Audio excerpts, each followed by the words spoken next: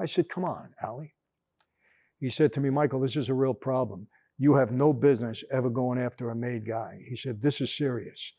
He said, here's what I'm going to do. I want you to go down to Florida for a couple of weeks. Let me straighten this out, because it doesn't matter who you are. You do something like this, you're in trouble. And I was a recruit at the time.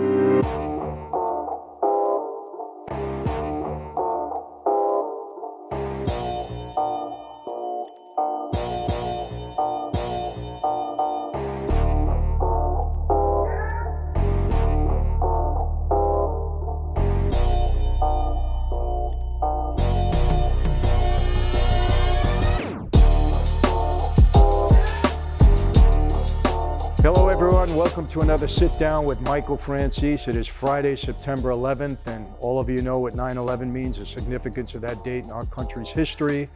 For those of you that might have lost a loved one or were impacted in any way, we all are impacted, but some of you more than others. My prayers go out to you today. I know it's tough, and I also, in my family, my daughter's husband, my son-in-law, lost his father in 9/11.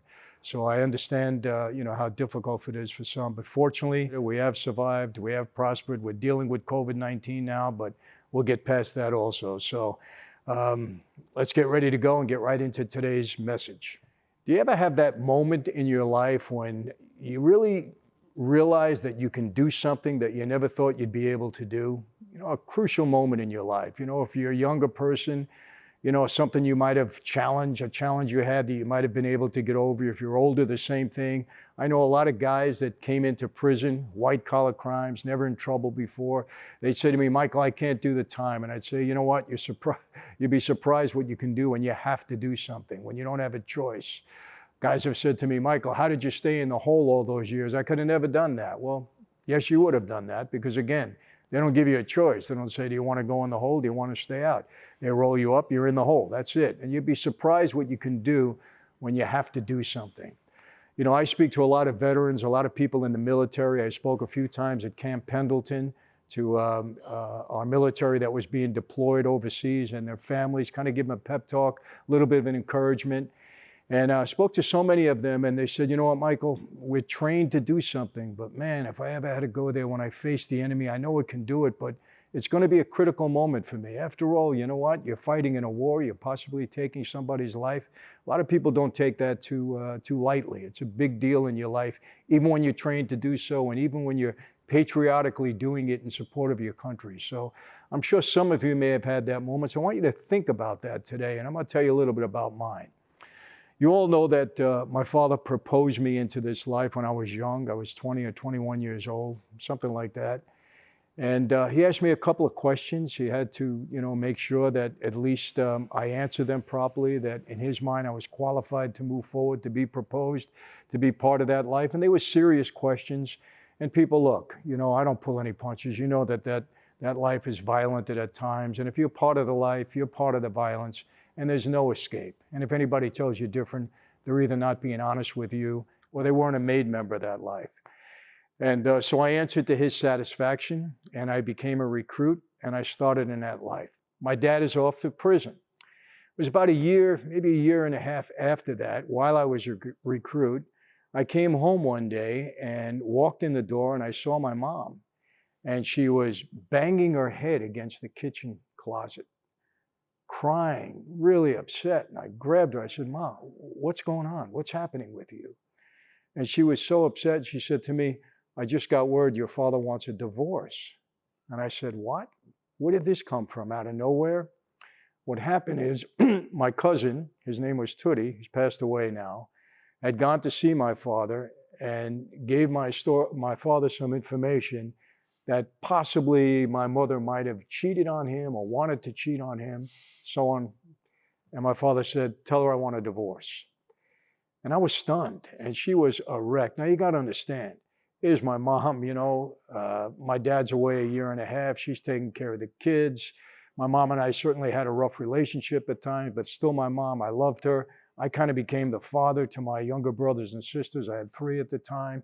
And my mom was doing her best, and she was fighting for my father's innocence because she wanted him home. He had a 50-year sentence. We didn't fight for him. Who was going to fight for him to get him home? And I believe my father was innocent, and so did my mom. She was a wreck. So I said, Mom, tell me the story. It turns out she had gone to a lounge or something with another made guy's friend, a guy by the name of Collie DiPietro. He's passed away now. I'm sorry, with his wife. And they'd gone out and they were in a lounge or something. Maybe they were having a couple of drinks.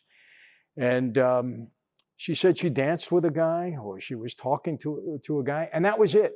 There was nothing more to it. Now, in New York, people are watching all the time. They knew who my mother was. Maybe they thought there was something else going on. I said, well, Ma, who was the guy? And she told me the guy's name. And I was so incensed. I mean, this is now, my family's going to be broken apart worse than it was with my dad going to prison. I said, okay. I said, tell me who it was. She told me. Well, I'll be honest with you, I was upset. I grabbed a gun and I went looking for this guy. I go to the club. I ask about him. Once, twice, third time I go back, he's there. I said, excuse me, I'm not going to mention his name. I said, I'd like to talk to you. We went out in the back, and I said, what's this story that you brought about my mom? Cheating on my father, trying to date you or something like that. And he said to me, it wasn't really like that, but somehow her phone number was passed to me. And I said, what do you mean her phone number was passed to you? And I got so angry at that point. I mean, I pointed the gun at him, and I don't know what I was going to do at that point, but I'll be honest with you, I was really angry about it. And I said, well, how did this story get back? What happened? And he said some other guy, made guy in the family, different family than ours, had asked him about this because he heard about it, or he was there that night, or whatever it might be. And he told him, well, this guy, made guy, his name was Chipsy. Give you his name. That was his nickname. Goes back to my cousin at the time, made guy, and tells him the story. And my cousin, without doing any investigation, brings this back to my father. My father says, I want a divorce. So when I hear that, I'm really upset now. I want to go after this guy, Chipsy, for trying to destroy my family without doing any investigation, without coming to us first, without approaching my mother, without doing the right thing. After all, this is my father, Sonny Franzese. You don't just bring a message like that without knowing whether it was true or false. So I go after him, and I really go after him. And honestly, I was pretty upset. I get a call to go into Brooklyn. I go to Brooklyn. I see a guy there by the name of Ali Boy Persico. He was Junior's brother, Carmine Persico's brother. He had done 18 years in prison. He was the acting boss, acting for his brother at the time. He sits me down. He says, Michael, what's going on? There's word out that you're going after this guy, Chipsy. I said, yeah, Ali Boy. He said, why? And I tell him what happened. He said, who the heck are you to put a gun in your hand and go after a made guy? He said, you're going to get killed for this. I said, Ali, let me explain to you what happened. And I tell him the whole story. I said, my mother said it's not true. My father's looking for a divorce. I said, do we need this? After all the headache we've been through in the past year and a half, the past several years with my father going on trial, in and out of jail. My mother's a nervous wreck. She's got to go through this too. Our family's got to be destroyed. Bad enough, my father's doing a 50-year sentence for a crime he didn't commit. And this guy brings back a story like that without investigating, without talking to you. I said, come on, Ali. He said to me, Michael, this is a real problem. You have no business ever going after a made guy. He said, this is serious. He said, here's what I'm going to do. I want you to go down to Florida for a couple of weeks. Let me straighten this out, because it doesn't matter who you are. You do something like this, you're in trouble. And I was a recruit at the time. Okay, I go down to Florida. I spend 2 weeks down there.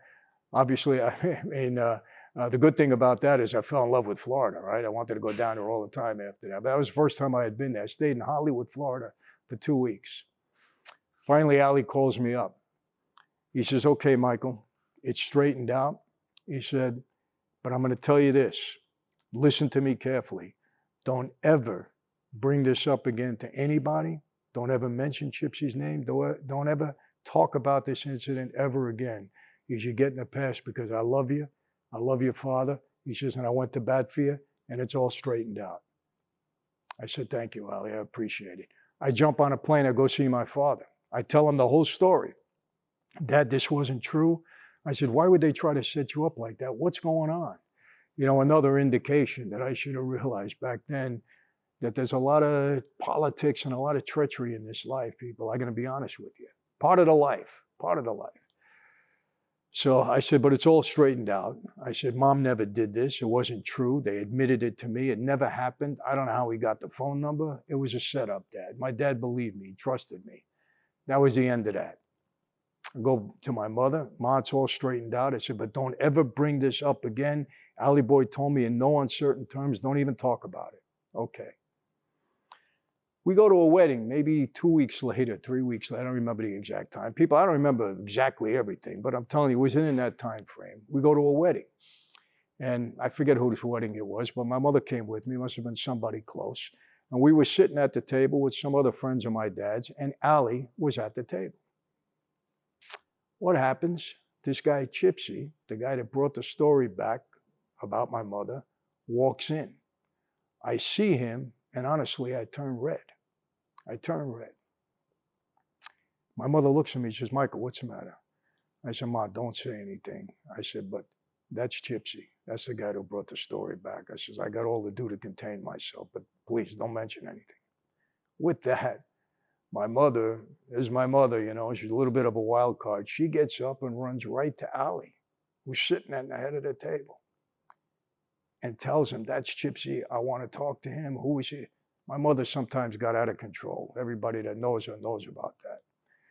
If you had to see daggers going from Allie's eyes to mine, I said, forget it. I'm in trouble. I said, he warned me never to say anything. What do I do? Like a fool, I say something to my mother. You know, I'm learning, right? He doesn't say a word. After it was over, he calls me to the side. And people, he reamed me out like you wouldn't believe. You got a direct order. I saved your life in this situation. I told you never to mention it again. You mentioned it to your mother. What do? When I'm wrong, I sit there and shut my mouth. And I took it. It was done. And he looks at me and said, Mike, I want to ask you a question. I said, what? He says, if you would have found this guy, Chipsy, would you have killed him? I said, yeah, Ali, I think so. I said, I was that upset. I said, my family destroyed. He said, that's a good answer. And he left it at that. The reason I'm saying this, people, when I got into that life, you got to understand, this is not what I wanted to be. I wasn't looking to be a mob guy. Up until the point where my dad proposed me, when I realized he would have spent the rest of his life in prison if I didn't help him out, when I realized that this is what he wanted for me to try to help him prove his innocence. Up until that point, I wasn't looking to be a mob guy. You know, I was an athlete in school. If you would ask me what I wanted to be at that point, I wanted to play center field for the New York Yankees. Wasn't good enough, but that's what I wanted. I was an athlete. And I was going to school to be a doctor. I was a pre-med student. I wanted to be a pediatrician. I thought that's where, my talent would be used the best because I like kids. I wanted to help kids. So that's not what I aspired to be. Even though I was around the life, my whole life, and I didn't like police because I saw law enforcement as the enemy trying to hurt my dad, was kind of the mentality that I had growing up. And I want to make this clear. I don't feel that way anymore. I grew up with a distorted sense of view with law enforcement. I don't have that feeling anymore. I want you to understand that. We need law enforcement. We need to be protected in this country, obviously. I'm not going to get into the politics of what's going on now, but we need police. But I didn't know how well I would perform in that life. But it was at that moment that I realized, when I was so angry with this whole situation, I was going after this guy, Chipsy, that, yeah, I could do this. And I want to ask all of you now, do you ever have that moment where something happened in your life, you didn't know if you can handle it or if you can do it, but you were put in a situation, you did it, and you say, okay, now I know I can do this. Sometimes we have to find ourselves, people. And that was a very telling moment for me, and I actually had prepared me for the rest of the many years that I spent in that life. So, let me introduce you to a member of the Franzese clan. This is our little Bentley. Been around for a while, good dog. He's a Morkie. You know what a Morkie is? It's a cute little dog, member of the family, very lovable. But anyway, I want to make this clear. I didn't tell you this story for anybody to get upset with my dad. That's not the point. You know, it's maybe to show you some of the heartache that we faced over the, several years that my dad was in prison. You have no idea the impact on the family. I can tell you stories about my brother and sister. Many of you know Sister died of an overdose of drugs. My other sister was half a basket case. My brother, as you know, had his issues. It's just tough, people. It's tough on the families. I have said this time and again, I'll say it again. The mob life, the gang life, they're evil lifestyles. I'm not calling the men evil. I'm not calling the guys. I was one of them. I just happen to be very fortunate, very blessed that I got out of that life. But I don't know one family of any member of that life that hasn't been totally devastated. And I can spend the rest of my YouTube time telling you stories about the difficulties our family went through as a result of my dad's incarceration, and then of course my personal family, my 8 years that I went into prison. So any lifestyle that does that, that's destructive to families, is not good. And that's why I say all the time to these young kids, you got to stay off the street. This is not a place for you to be. You're going to bring heartache on your parents, your mother, your brothers and sisters, your family, your wife and kids. It's going to happen, without a doubt. You got to play it straight in this life. And if you're on the street and you're coming out of prison, or you got to clean up your act, people. It's the only way to go. Take it from me. I've been out of that life now for quite a while. I've had my ups and downs, many, many challenges, but I've been accountable to the right people. Very, very important. And that's what you need to do in your life. Be accountable to the right people in life that care about you and keep you straight. And again, coaching, you want advice from me, michaelfranzese.com. Many of you know the deal. For those of you that don't, log on, michaelfranzese.com. We've got over 4,500 members already, and I'm having a lot of interaction with people, and I think it's been very helpful to a lot of people. And by the way, I got a great announcement to make. Today, we reached 150,000 subscribers. And we did it in just about 2 months. And that's pretty good. And that's thanks to all of you. So I appreciate that. So for those of you that are watching, subscribe. You get alerts. You know what's going on here. That's about it for today. Look forward to Mob Movie Monday. I got a good one for you Monday. I'm not going to tell you what it is. I know you people enjoy it very much. But that'll be in the next 3 days. Mob Movie Monday. Weekend coming up. Hope you all enjoy it. And that's it. God bless. Be safe. Be happy. See you next time.